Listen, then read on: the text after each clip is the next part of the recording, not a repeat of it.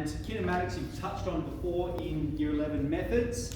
And if you're doing physics, we're going to be exploring some concepts that you're very familiar with. So firstly, S of t is displacement. Okay, that means its position with regards to O, the point of origin. We have v of t, which is the velocity function. And what is velocity but the rate of change of displacement? So that's S dash of t, the rate of change of displacement. And we have acceleration. And what is acceleration but the rate of change of velocity? Just very clearly, what is displacement? That means distance from the point of origin. So let's say you started at the point of origin, you walked 10 meters to the right, and then you walked 5 meters back to the left. Okay? The total distance you've traveled is 15 meters. You've moved 10 meters that way, 5 meters, total distance 15. But your displacement, that is your distance from the origin, is 5 meters. Okay, so that's the key difference between displacement and distance. Let's leap straight into this one here. Okay, so we have a particle moves along the x-axis. This is its displacement function. The unit for displacement is meters, and the unit for time is seconds. Draw sine diagrams of the particle's acceleration and velocity functions. So that means find v of t and draw a sine diagram, find a of t and draw a sine diagram. Well, velocity is the derivative of displacement. Okay, we can go straight to our calculator if we want to draw a sine diagram, but I'm just going to keep doing it manually as we have done. If we want to make it equal to 0, we can divide by 3. So we will factorize 3, let's think of it like that. 16 plus 5, 3 times t take 1 and t take 5. Okay, applying the null factor law gives us the roots 1 and 5. Now, in kinematics, we do not consider negative values of time. We only look at the positive values of time. So I'm going to restrict my domain with a line there where the y-axis is to demonstrate we're only talking about positive values of time. Again, this is a quadratic, has a positive a value, so it's opening upwards. So we have plus, minus, plus. And let's label it, that's v of t, that's the sine diagram of the velocity function. Now that's the first part. It does also ask us to find the acceleration function. Acceleration is the derivative of velocity. I'm going to differentiate this form. You could differentiate any of them. I've written it in different ways. I'm going to differentiate this one. I think it's going to be most simple. I don't need to consider products or anything like that. So we're going to have 6t take away 18. And its root will occur when t is 3. And what you want to do, if you can, is draw the velocity and acceleration functions right on top of each other. The velocity on top of acceleration. So its root is 3, it's the equation of a line that has positive slope. So coming from below, going to above. Now, all of that we can get from our calculator. We've shown you how we can use our calculator to support us. What's the question asking us to do? Just this. This is what you get in the marks. Okay, so you can go straight to your calculator. All right. Part B. Find the particle's position and time when it changes direction. So it changes direction if the velocity changes sign. Okay? Now, I'll just draw your attention to a number of points. We've got 3 important points there. That's the second point. An object changes direction if the sine diagram of velocity changes sign. So it's going from positive to it's stopped, it has 0 velocity, means it's not moving, and then it has negative velocity. So positive velocity, by convention, moving to the right, negative velocity, moving to the left. Okay? It's moving to the left until time is 5. That's what these numbers are, they're time, they're values of time. And then it stops, okay? It's horizontal, 0 velocity at that point, and then moving to the right. Okay, so it says find the particle's position and time when it changes direction. Well, it changes direction at t is 1 and t is 5. We want the position. What's the position? That's the displacement when time is 1. What's the displacement when time is 1? What's the displacement when time is 5? I'm just going to use my calculator to generate those. So I've got my graph here of displacement 7 and minus 25.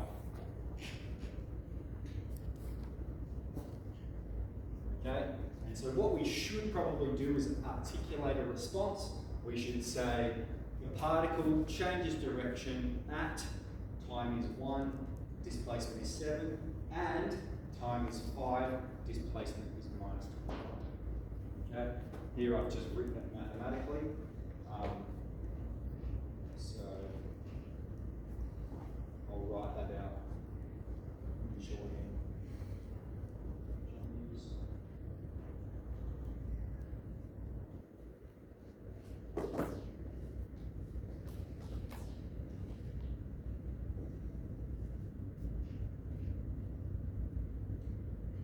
Okay, so positive 7 meters means we're right to the right of the point of origin. Negative 25 means we're to the left of the point of origin.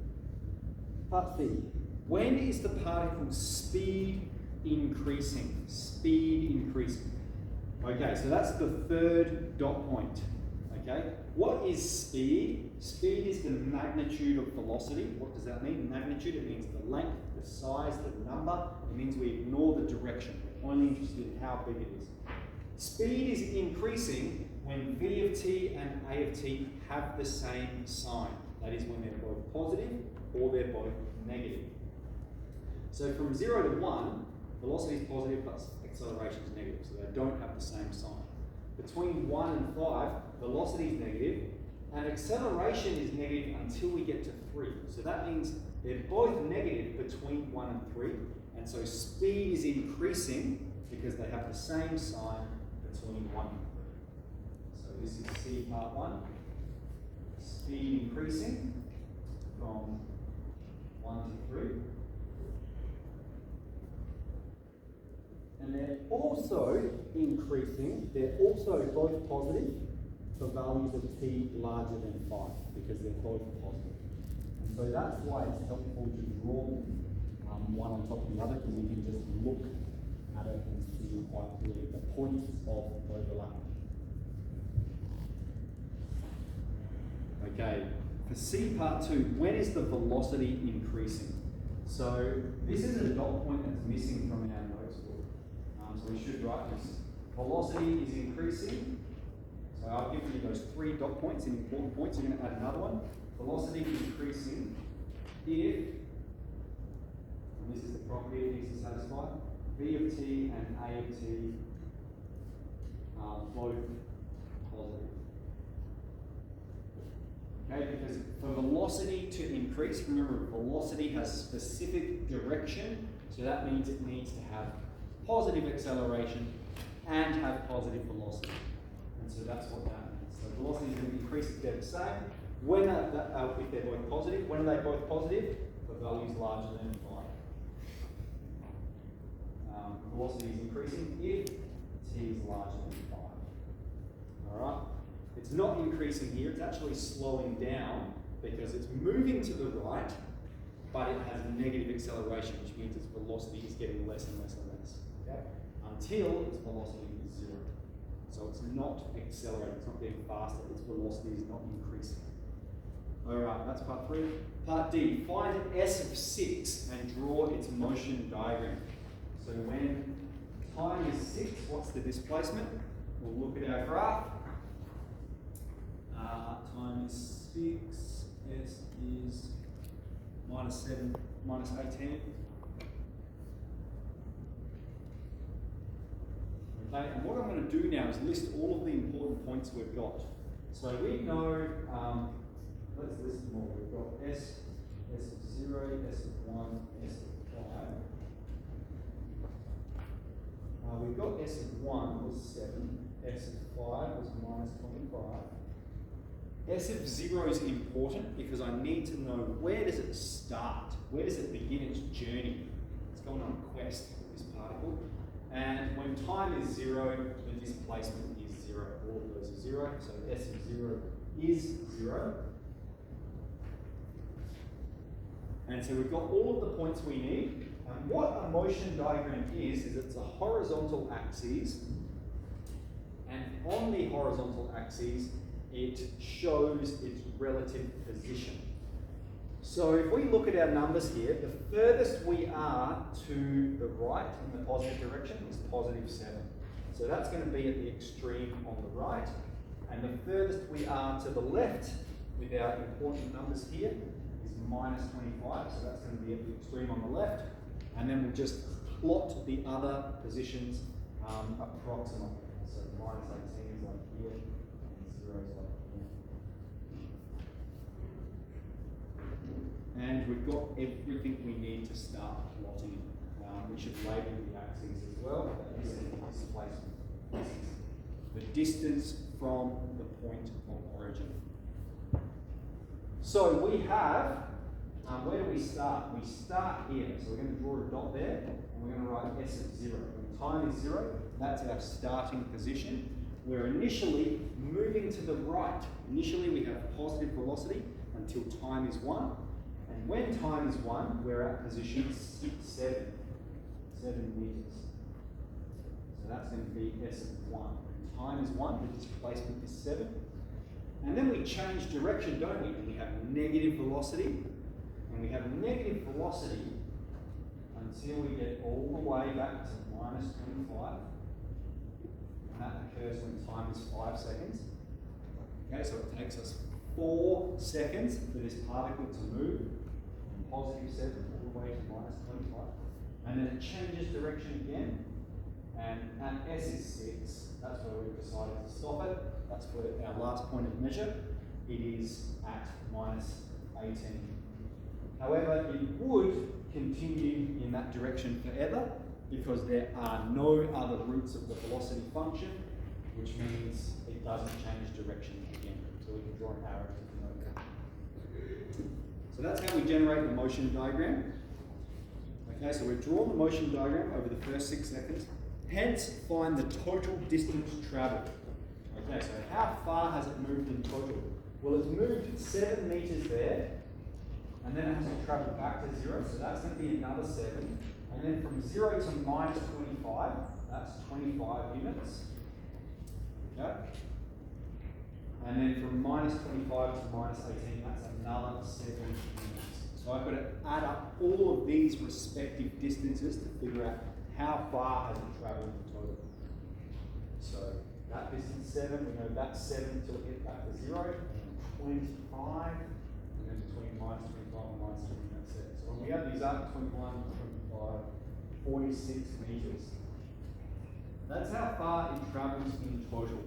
Alright, that's how far it's moved all up. Total distance, 46 meters. Make sure you put a unit. If we don't have a unit, we would just write the letter U for units.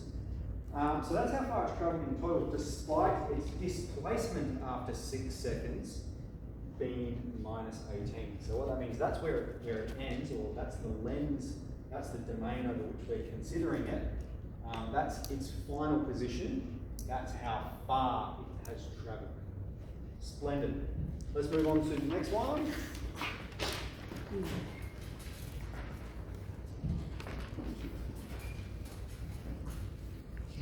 Okay, we have got a ping pong ball, and its velocity, its displacement function is half t. Take 3 times the square root of t plus 1. Part A, find the velocity and acceleration functions, and hence find the initial conditions of the ping pong ball. So, firstly, let's find velocity. If I'm going to differentiate it, first I want to express that with a power. Okay, so that's just another way of representing the displacement function. And now let's differentiate in a single step. V of t will be half, take 3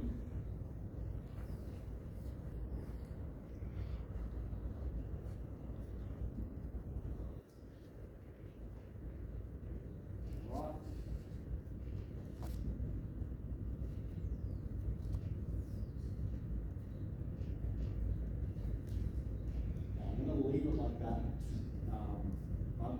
step in so that when we differentiate again, we can use that one. And so then what does that simplify to? Okay, so we've got S of t, we've got V of t. And now to find A of t, all right, I'm just going to differentiate this one.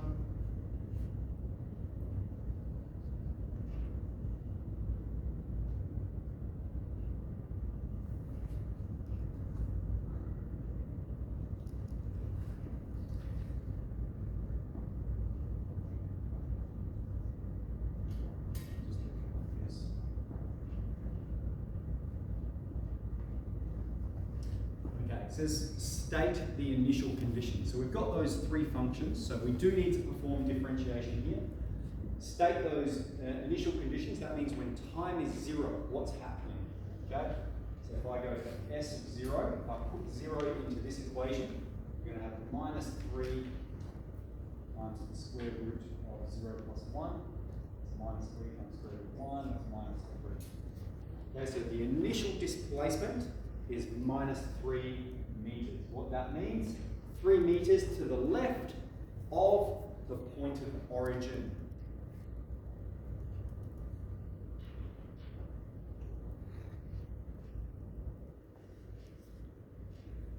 Okay, V of 0.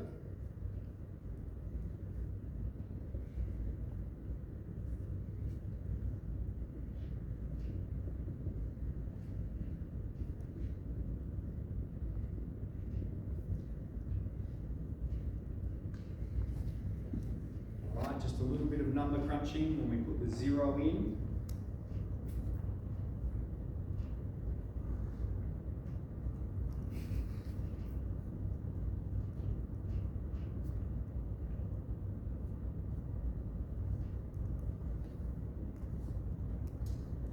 And then A of 0 will be 3 on 4. Okay, so we've stated the conditions there just as mathematical quantities. Let's describe it. Let's articulate that initial condition. So particle, ping pong ball, talking about this time. PPD is initially 3 meters left of origin.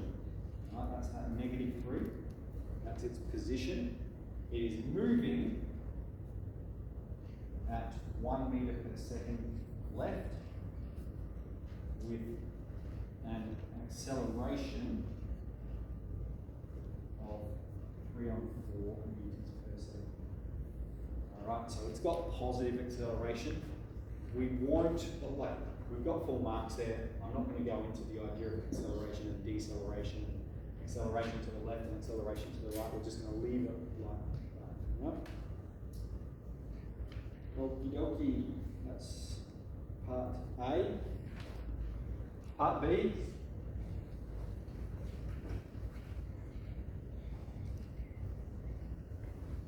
Draw the sine diagram of the velocity and the acceleration function.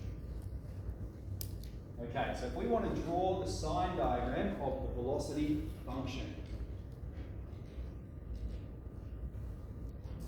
Alright, what is the velocity function? It is half, take 3 on 2 root z plus 1. If we want to draw its sine diagram, we want to know its roots. Its roots occur when it equals 0. So that means we're going to be solving this equation.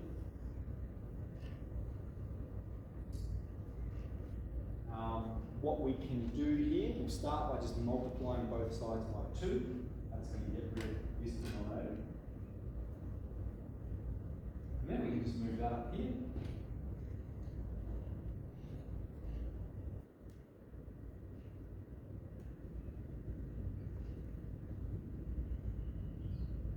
We've got the root, so the velocity diagram is only 1. Only consider positive values of time. And I know when time is 0, the velocity is negative. So it's negative over this interval. All right, I know that. And it's a safe assumption, this circumstance, it's not always safe, it's a safe assumption because of the nature of a root function, that it is going to become positive, but we can use our calculator to inform us of that.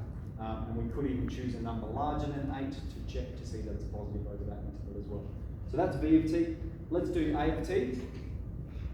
A of t has no roots. Why? What is A of t? This is A of t, this is the function for the acceleration. Roots occur when the numerator equals 0. That number never equals 0, so there's no roots. You would say yes, but there's an asymptote.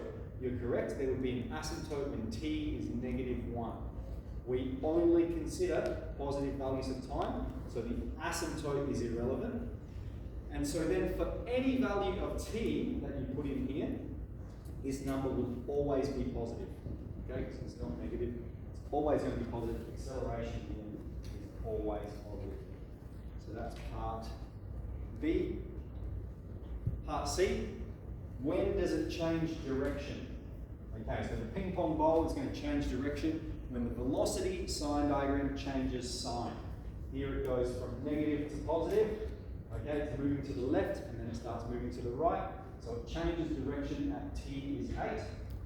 What is the displacement when time is 8? Back to the original function. It's going to be half of 8. So 3 times the square root of 8 plus 1. Process this.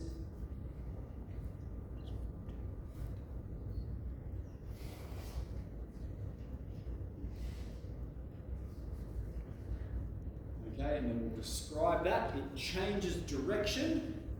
When time is 8, the displacement is -5.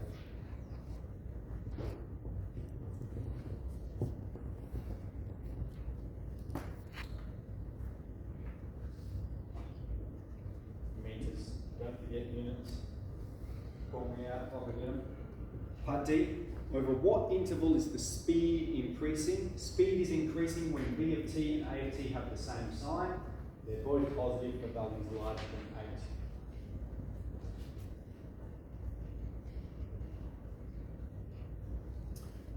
We might come up here with part E. Anyone still on the first board? Who?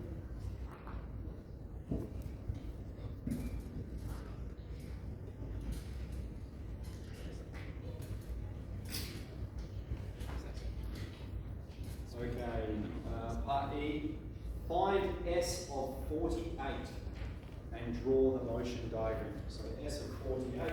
So here, like you can use your calculator a bit, you can't remember. There's a fair bit going on to use that calculator for. But it's actually not too bad to calculate manually. Alright, half of 48 is 24, and then 48 plus 1 is 49, and the square root of 49 is 7.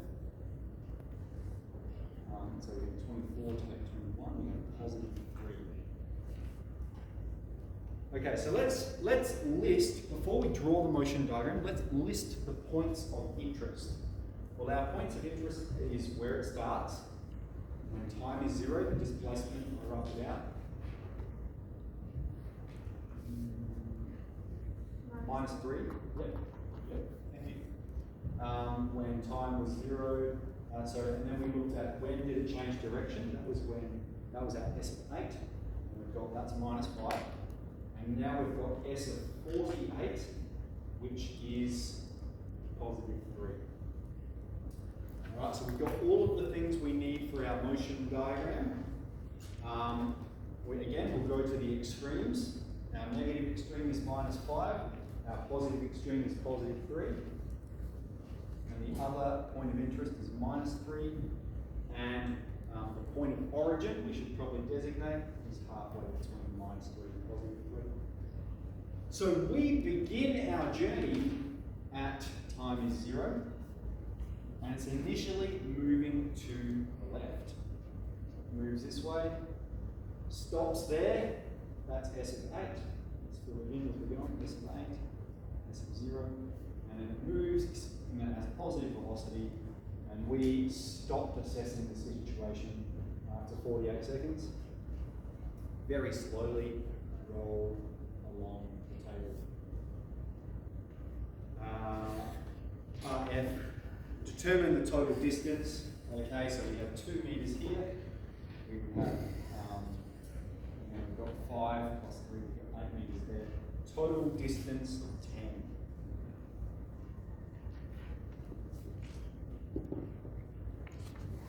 Okie dokie. Let's get into 2E, 3E.